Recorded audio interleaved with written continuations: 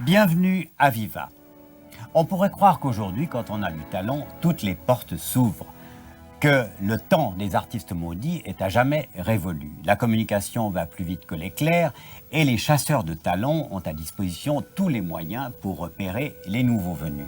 Et pourtant, ça peut paraître injuste, mais certains ont du mal à s'imposer. Il y a bien sûr des réussites commerciales ou artistiques éclatantes, mais aussi des personnages attachants qui n'arrivent pas à rencontrer la notoriété. Marc Chandler et Béatrice Bacti ont voulu comprendre pourquoi le sort favorise les uns et beaucoup moins les autres. J'avais pas vu ça.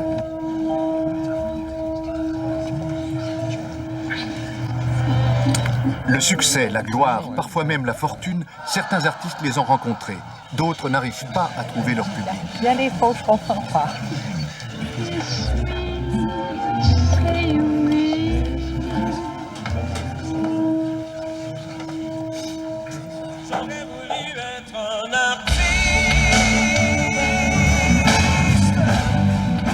Pour réussir, faut-il seulement du talent et beaucoup de travail, ou faut-il en plus un coup de pouce de la chance ?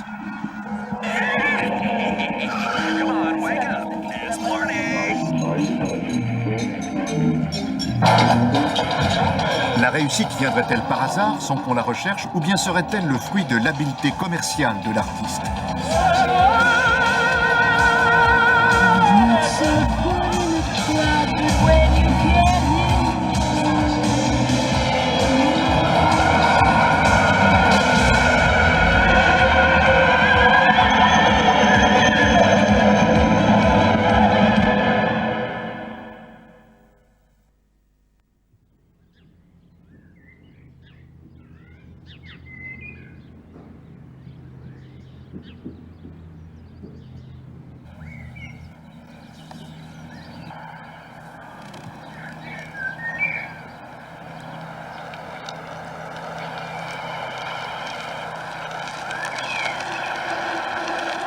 Je m'appelle Ivan Moscatelli, je suis artiste peintre, je pédale dans la vie comme je pédale, au sens propre, au sens figuré. Je pédale heureux.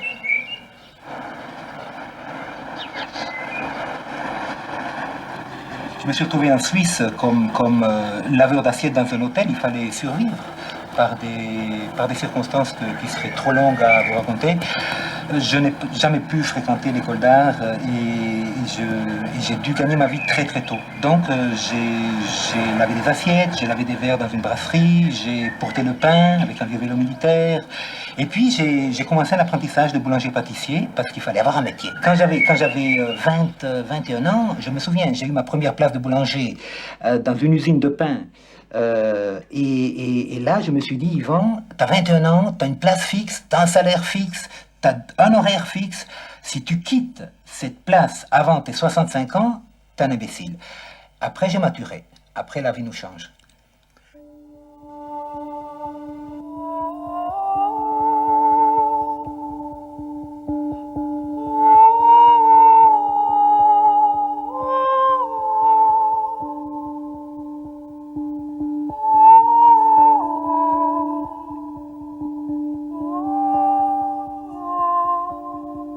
Par entente commune, ma première épouse et moi, nous avons divorcé et je me suis retrouvé seul avec un demi-salaire et avec des frais mensuels supérieurs au petit salaire que j'avais. Alors là, je me suis mis moi-même au pied du mur. Je me suis dit, voilà, maintenant tu tentes ta chance, tu donnes ton congé. À l'époque, on pouvait encore parce que c'était un peu des vaches grasses. J'ai donné mon congé et je me suis mis aux abois, entre guillemets. Et j'ai commencé ma vie d'artiste comme ça.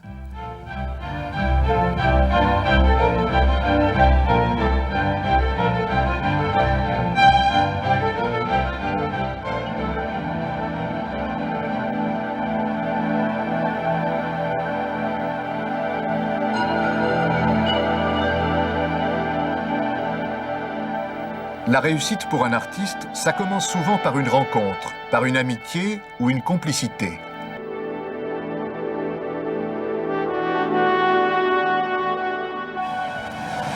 On faisait de la musique dans le grenier de chez nos parents quand on était petites sur des tambours à lessive. On avait vraiment, depuis l'âge de 6 ans, on a toujours improvisé des petits trucs ensemble. Et vers l'âge de 19-20 ans, j'ai décidé de fonder un groupe, Diane Kandor. Et j'ai décidé aussi que ça serait avec elle, parce qu'on a vraiment une complicité qui date de l'enfance.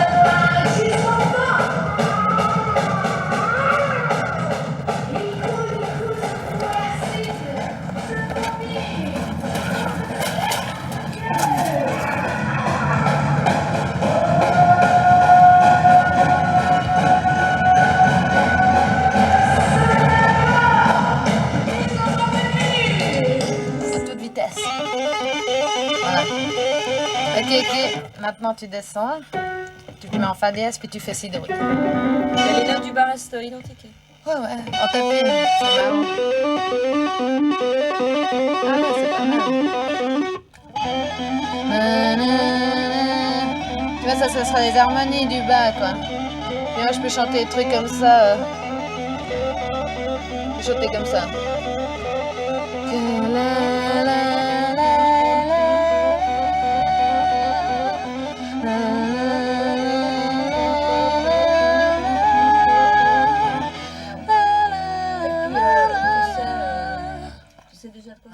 Après, ça devient calme, c'est une berceuse de la fin du monde.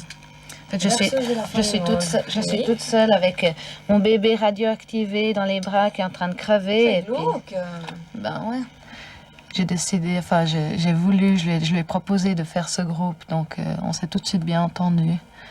Et puis elle-même avait son groupe avant, donc maintenant on fait plus que Diane Kandor toutes les deux. On a vraiment trouvé une longueur d'onde sur laquelle nous entendre vraiment, n'est-ce pas? Alors elle apporte la musique avant tout, l'originalité de son univers. Moi, j'apporte le mien dans une autre mesure, c'est-à-dire que je suis son interprète fétiche.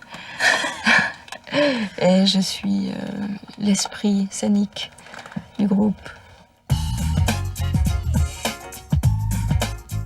Il y a 15 ans, deux jeunes architectes fous de peinture rêvaient de réussir. Michel Yakovlev, dit Yako, et son ami Arnaud. Yako a tenté sa chance à Paris. Arnaud est resté architecte. Bonjour, voilà, je m'appelle Arnaud. Vous êtes ici dans une petite caverne d'Ali Baba. C'est la caverne dans laquelle on a peint avec Michel pendant près de 10 ans, avec Yako. Donc voilà, vous y êtes. Aujourd'hui, l'activité est un peu ralentie parce que Michel donc, est parti sur Paris.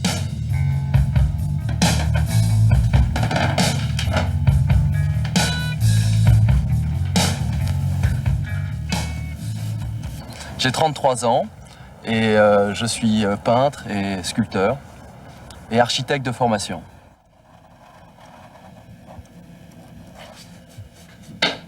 J'ai choisi de faire des études d'architecture pour acquérir la méthodologie et la formation d'architecte, pour l'appliquer à des créations qui sont moins fonctionnelles que celles de l'architecte. Mais enfin, il y a toujours la même manière de faire les choses.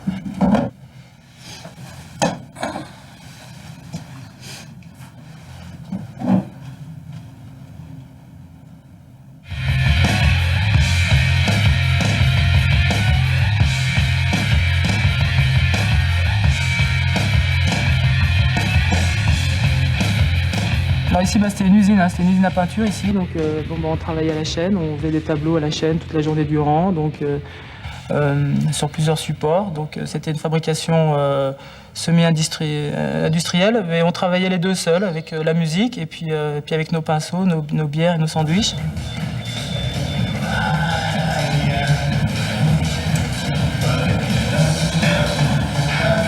c'est un engouement, c'est une passion aussi, c'est simple à dire, mais bon, de toute façon, globalement, jusqu'à maintenant, ça n'a jamais vraiment marché, donc,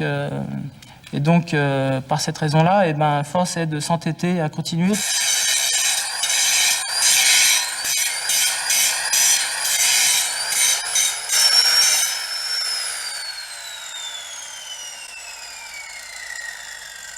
C'est un attaquant de première ligne, ça, sans aucun contexte, et avec aucune diplomatie. Donc ça, pour son travail, c'est excellent, quoi. Non, Michel a une très grande puissance dans son travail, dans tout ce qu'il touche, et il y a une puissance énorme qui sort de ses mains, et, sur toute sa tête, et ça lui permet de faire n'importe quoi.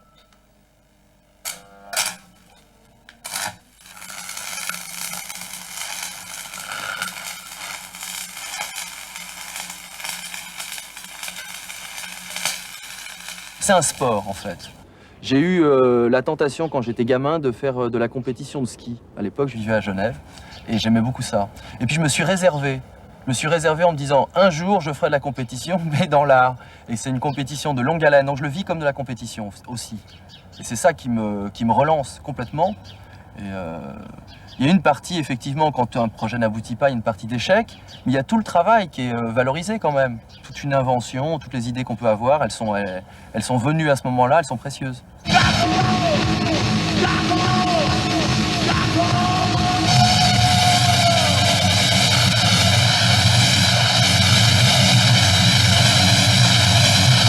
The Young Gods, c'est l'un des rares groupes suisses de rock qui se sont fait un nom à l'étranger.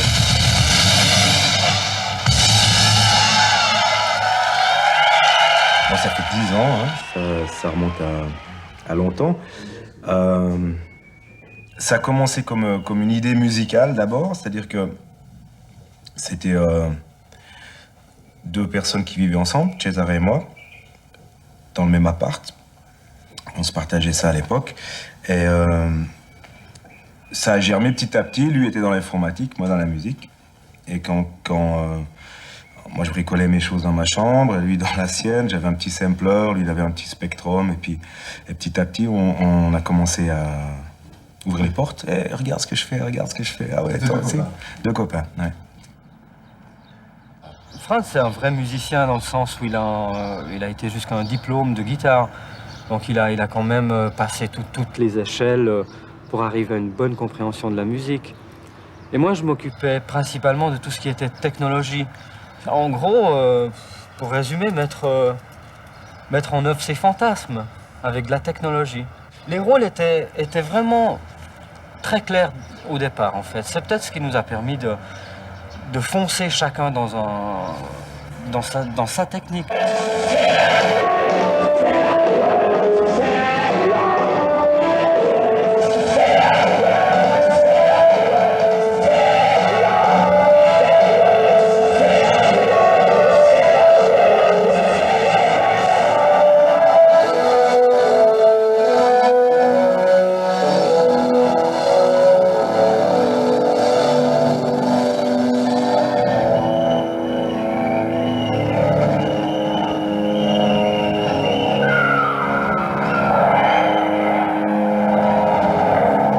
Cesare, le copain des débuts, a quitté la musique. Il est retourné à ses premiers amours, l'ordinateur. Franz poursuit sa route avec d'autres musiciens. Je trouve que c'était quelqu'un qui avait vraiment quelque chose à dire musicalement, qui avait aussi beaucoup de charisme sur scène. Et c'est quand je l'ai vu jouer avec ce groupe, je lui ai dit, bon, ben, si tu as un projet par la suite, ça m'intéresse de m'impliquer parce que je crois vraiment au potentiel de la personne. L'amitié n'explique pas tout. Pour réussir, il faut encore savoir saisir sa chance.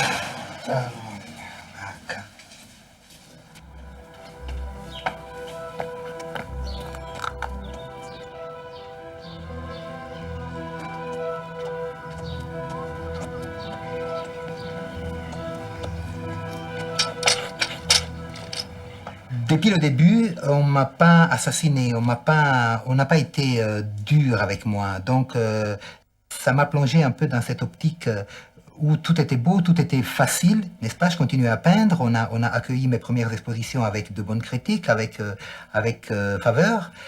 Et le succès s'est fait dans les années 70-80. Petit à petit, donc par une tache d'huile très très lente au fond. Et j'ai eu de la chance parce que j'ai eu des commandes, j'ai pu faire 2 ou 3 expositions qui ont très très bien marché. J'ai pu acheter cette petite maison et aller de l'avant comme ça.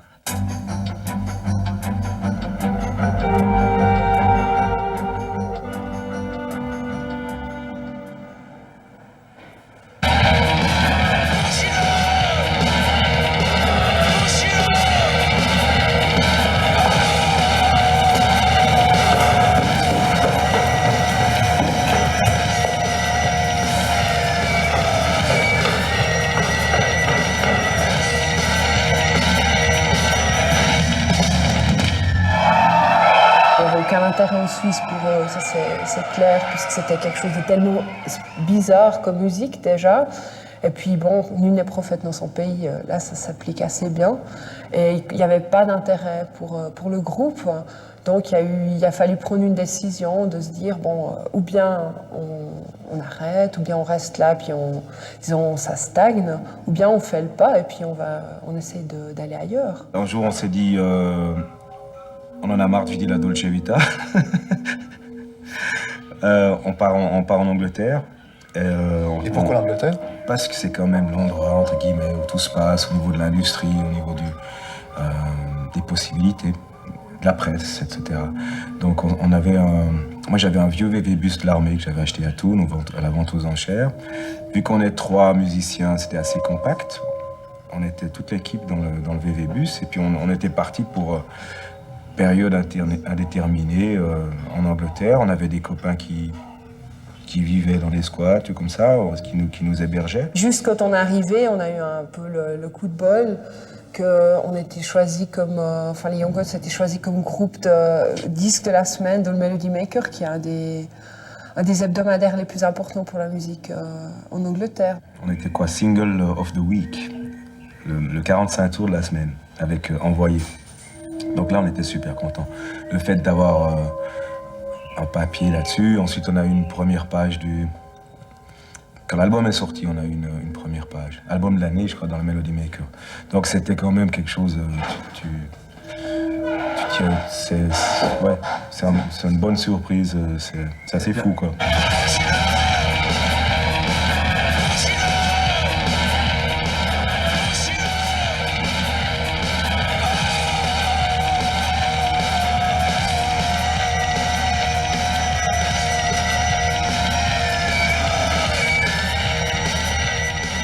On est revenu tranquille.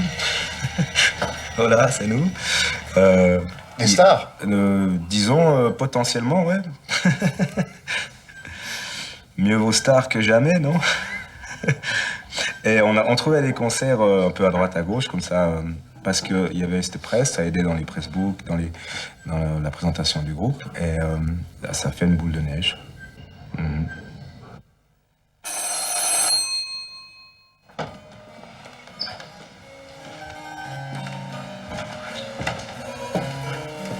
Le symbole de la réussite dans l'art contemporain, c'est John Armleder, un artiste genevois qui expose à New York, à Francfort et à Tokyo.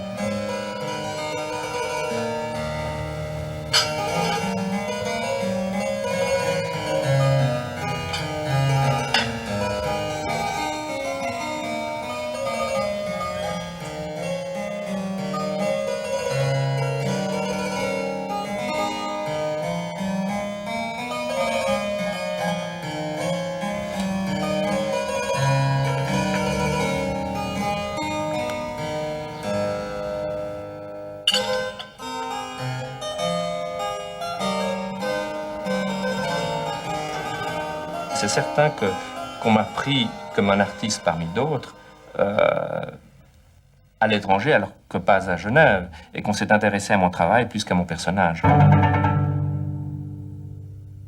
Il y a eu d'abord, dans un milieu d'artistes, une reconnaissance par rapport à l'activité de production qu'on avait à Genève, le groupe Écart, etc., puisqu'on était en correspondance avec des artistes du monde entier.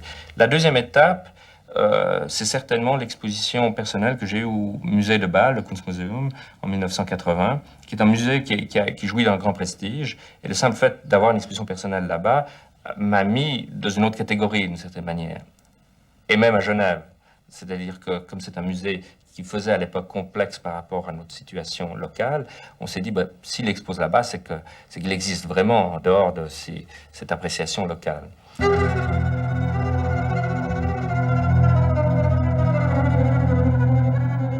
Je pense qu'on m'a jamais pris au sérieux, je pense qu'on me prend toujours pas au sérieux d'une certaine manière. On pense que je suis un cas particulier qui jouit d'une case où il a libre cours et une surface d'opération qui lui a été donnée, Dieu sait comment.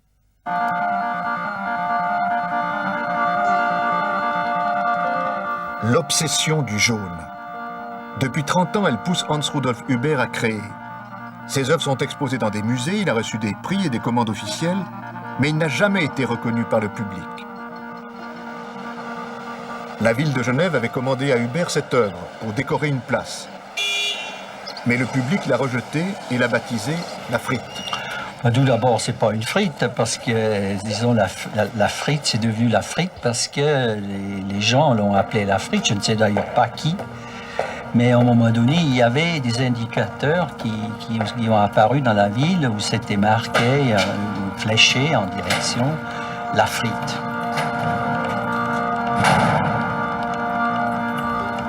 On se trouve dans mon dépôt où j'ai entreposé une grande partie de mes œuvres que j'ai faites depuis 1980 jusqu'à aujourd'hui. Quand vous êtes, disons, dans une actualité, on parle là de vous, comme justement quand il y avait cette frite, évidemment, on parlait assez de moi. Puis après, évidemment, il y a quelqu'un d'autre qui vous remplace. Enfin, c'est tout à fait... c'est quelque chose qui est naturel, je trouve. Parce qu'aujourd'hui, effectivement, dès qu'on parle plus de vous, on vous oublie. Et si on vous oublie, vous perdez un certain credo. Aussi vis-à-vis, par exemple, les gens qui vous fréquentent. Alors, t'es plus dans le coup, ou bien dès que vous faites plus rien, ou on vous expose plus, ou bien vous êtes plus dans le vent et dans le courant d'air, comme on dit, c'est qu'on croit qu'il travaille plus, ou bien qu'est-ce qu'il fait, mais qu'est-ce que tu fous, t'es plus dans le coup, quoi. Pour réussir, est-ce qu'il faut plaire, être à la mode, savoir se créer un look, une image reconnue par le public?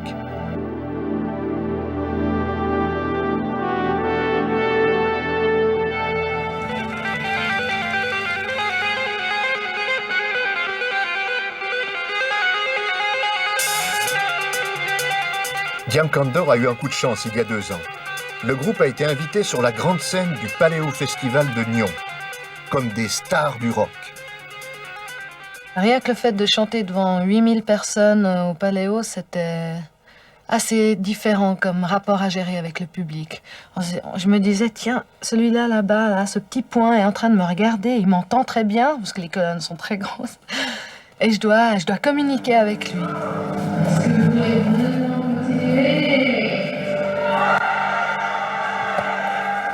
Est-ce que vous voulez vraiment continuer?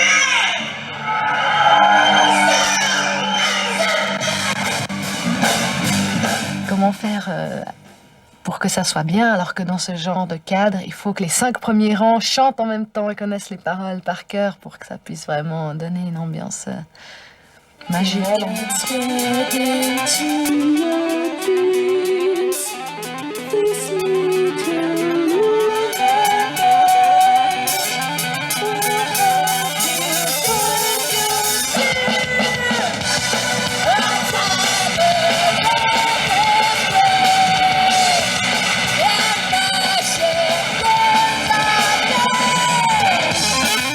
Diane Kandor, c'est une image qu'on peut contrôler jusqu'à un certain point, mais qui nous échappe à un certain moment. C'est-à-dire que les gens nous perçoivent sous des angles qu'on ne veut pas forcément mettre en valeur. C'est clair que la première chose qu'un spectateur remarque, c'est le fait qu'il y a des femmes sur scène qui ne jouent pas dans le stéréotype de la femme sur scène habituelle, qui a tendance peut-être à beaucoup jouer de sa sexualité, de sa sensualité.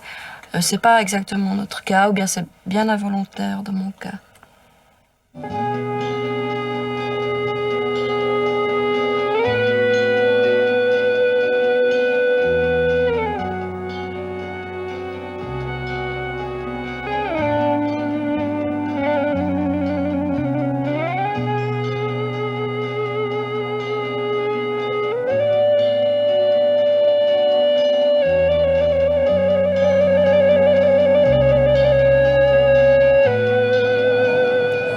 Moi, quand j'écoute ce groupe, quand je le vois en concert, j'ai des émotions, j'ai des frissons comme ça. Et je trouve que c'est un groupe inventif qui détonne un peu par rapport aux autres groupes. Je trouve ça génial, quoi.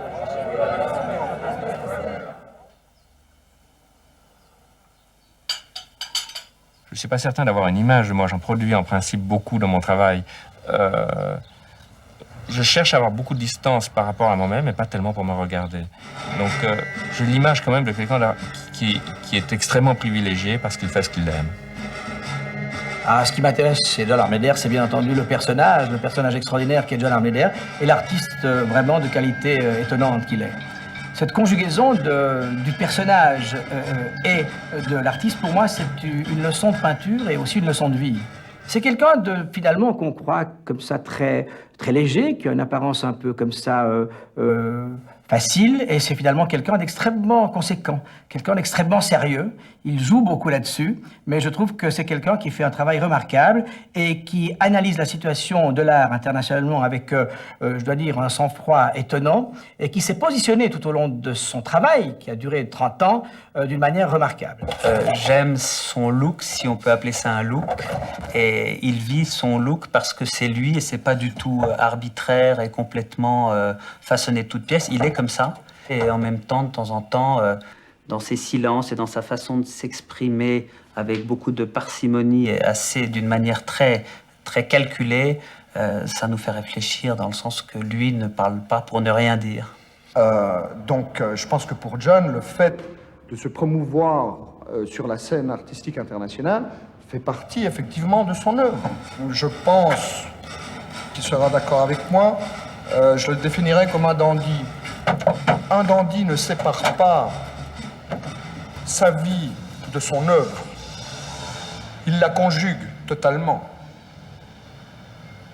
Oui, peut-être ce côté dandy, comme ça, je ne vois, ce dandy un peu calviniste, ça doit peut-être d'abord sur les faits. Chez moi, ça n'a aucun, parce que je le connais depuis longtemps et j'ai toujours apprécié son travail et sa manière d'être à part. Et un artiste, c'est un peu ça. C'est quelqu'un qui doit, si possible, être à part aussi dans son travail.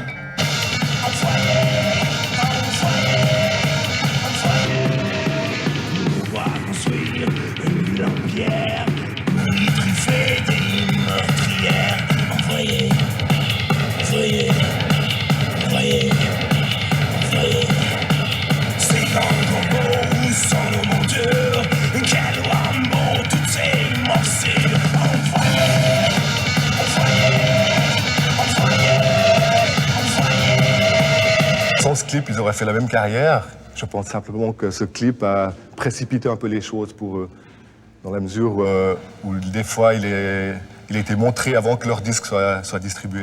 Par exemple aux États-Unis, le clip était sorti avant le disque, donc ça leur a permis de se faire connaître un peu à travers ce clip. On a dit que c'était des architectes sonores, puisque effectivement la manière de composer, c'était de construire avec des sons différents. Et puis de voler, donc on était aussi des terroristes sonores, de voler des sons de différents disques à différents endroits.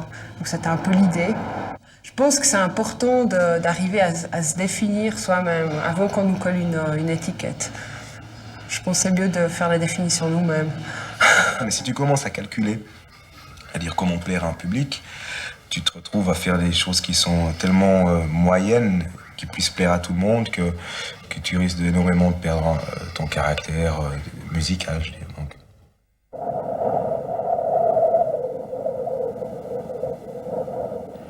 La réussite, est-ce qu'il faut l'attendre en continuant son œuvre ou aller la chercher en partant à la conquête du public ?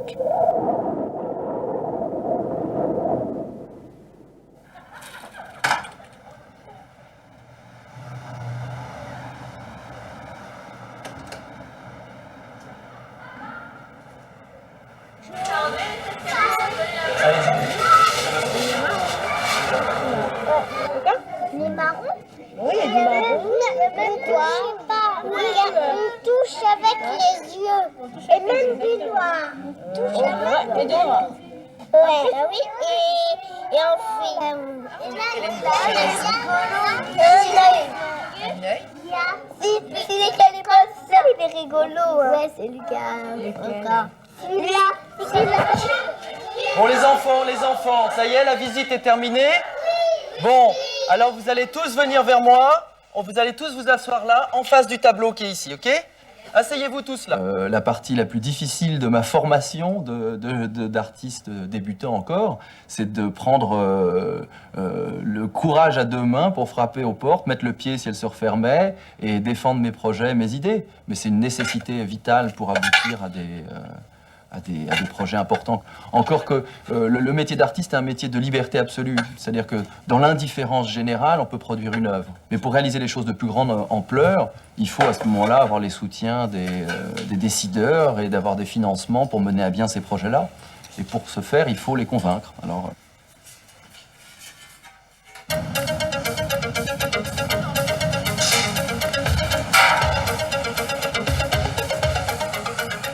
voilà un projet qui me tient à cœur en ce moment, qui n'est pas encore abouti, qui s'appelle les Fleurs du Ciel.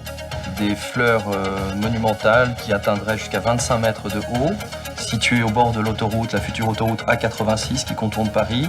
Et c'est des fleurs qui seraient mobiles, elles seraient animées par des vérins, elles s'ouvriraient le matin, elles se fermeraient le soir. Et elles s'animeraient donc comme ça le paysage à une échelle même visible d'avion. Les Fleurs du Ciel.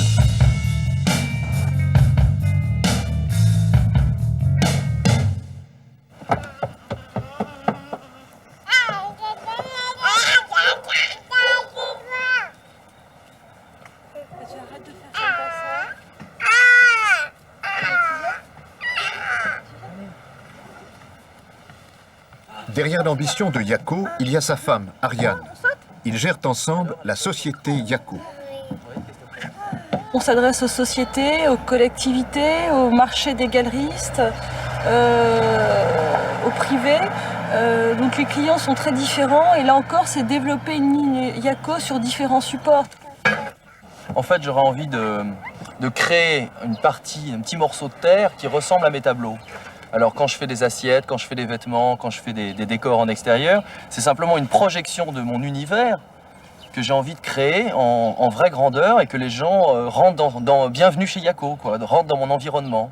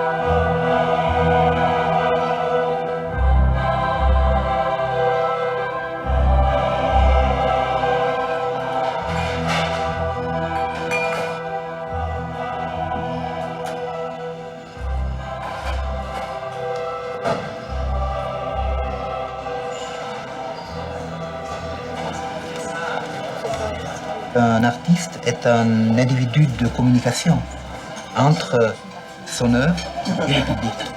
Il y a malheureusement des artistes qui se contentent de la communication entre leur mental et leur nombril maculé de peinture.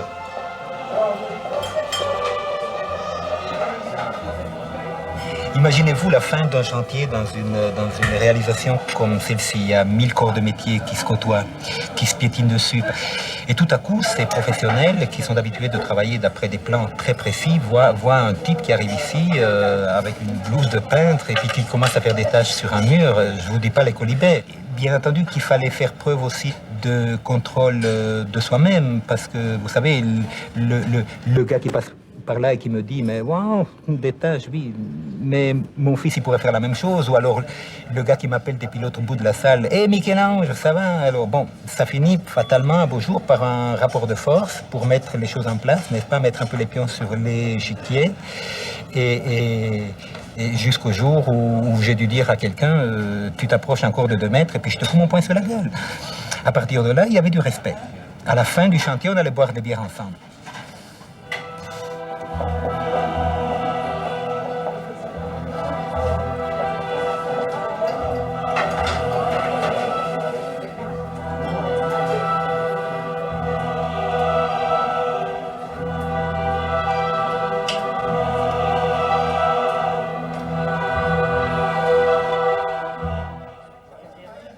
L'argent. Personne n'en parle, mais tout le monde y pense. Liberté pour créer ou rançon de la gloire?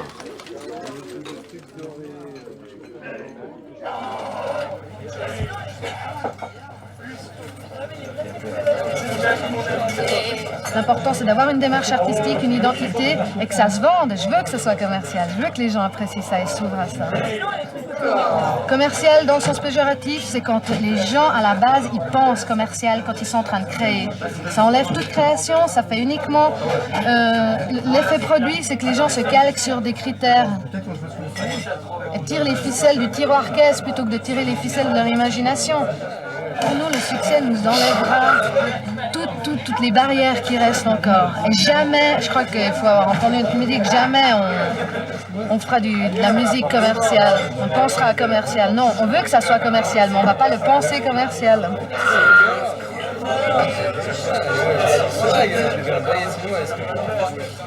Dans les années 70, on travaillait et on vendait très peu d'œuvres et on était à peu près au même niveau que les artistes qu'on considérait des stars à cette époque-là. C'est-à-dire que l'œuvre d'art, de toute façon, n'était pas inscrit dans un marché spéculatif, ou pour ainsi dire pas, et concernait très peu de gens. Les années 80 ont été conjoncturellement complètement différents, et l'art contemporain, l'art de ce moment-là, a été injecté dans ce trait conjoncturel qui fait que c'est devenu un objet de spéculation. Ça a commencé bien sûr avec les classiques modernes, mais tout à coup on s'est dit, bah, si Van Gogh peut valoir tant, pourquoi pas Warhol, et ensuite pourquoi pas voir John Armader. Donc c'est ça qui est arrivé, dans le fond, j'étais simplement là.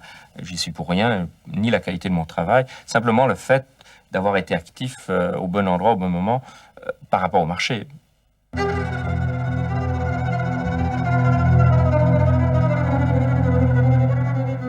Si quelqu'un qui achète une œuvre de moi me fait plaisir, c'est pas l'argent qu'il dépense qui va me faire plaisir, c'est le fait que pour lui ça représente suffisamment quelque chose pour qu'il s'encombre de cette œuvre, ce qui est dans le fond la chose la plus difficile, parce qu'on a ce truc chez soi après, c'est quand même encombrant.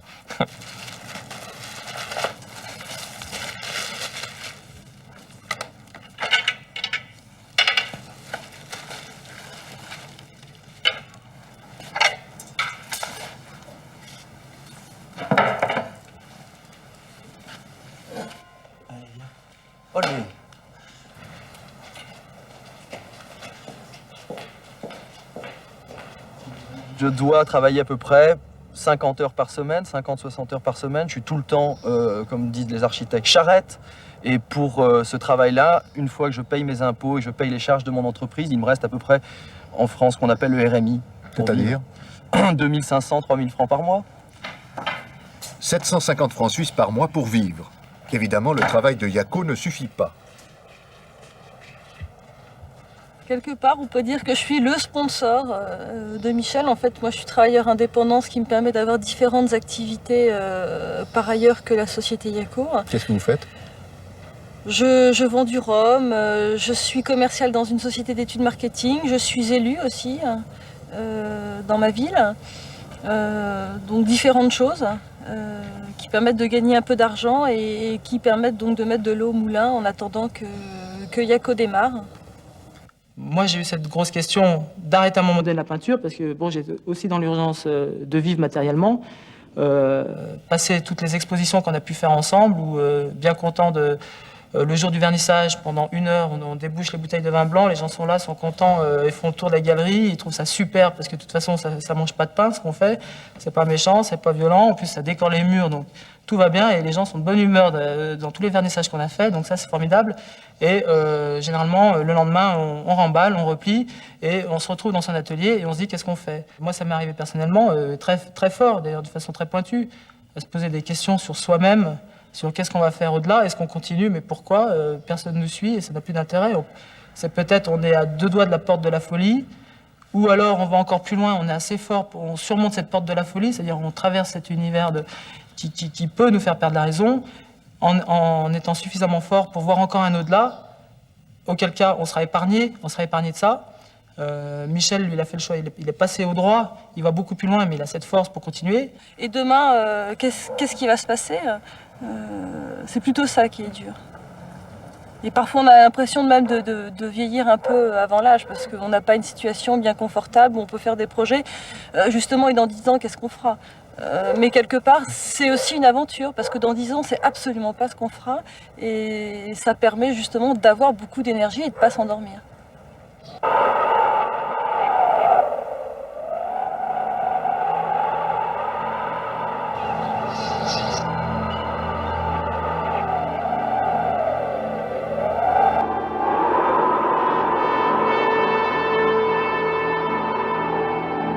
La réussite, ouais.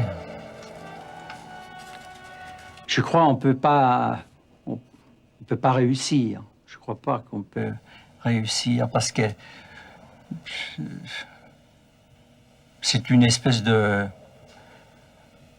Quand vous réussissez, vous apercevez qu'il y a de nouvelles portes qui s'ouvrent et puis vous allez dans cette porte-là et puis au-dessus, il y a de nouvelles portes et puis etc., etc. Donc, réussir, c'est quelque chose de nouveau qui, dans le fond, s'applique beaucoup plus à quelqu'un qui a un but, disons, à atteindre.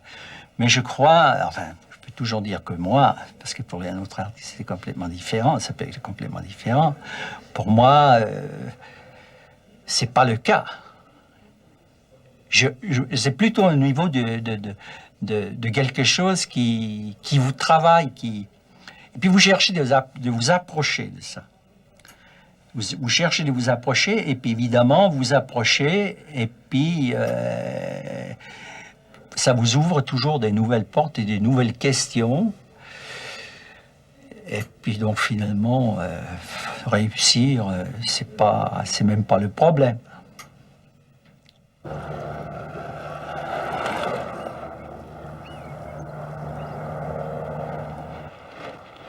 L'artiste est heureux par moments, mais l'être humain est très heureux.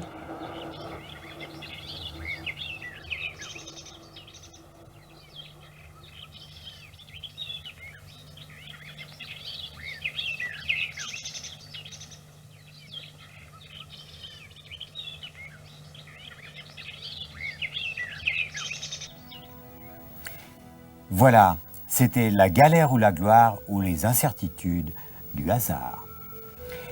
La semaine prochaine, cap sur la Romandie avec une équipe de la télévision tessinoise venue observer leurs étranges compatriotes, se demander qui sont vraiment ces romans si énigmatiques. Voilà, bonne semaine et maintenant des images de notre prochaine émission. Vous avez dit Romandie.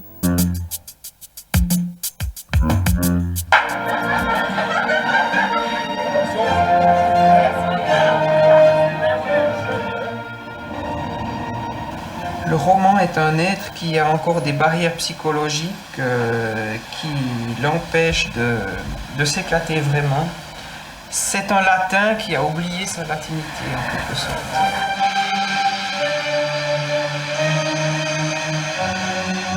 Nous ne sommes pas français, nous ne sommes pas totalement suisse-allemands, nous sommes des bâtards. Mais c'est bien d'être des bâtards. Ils sont assez renfermés sur eux-mêmes, les Romands, je trouve. Plus que les Suisses allemands. On est latin.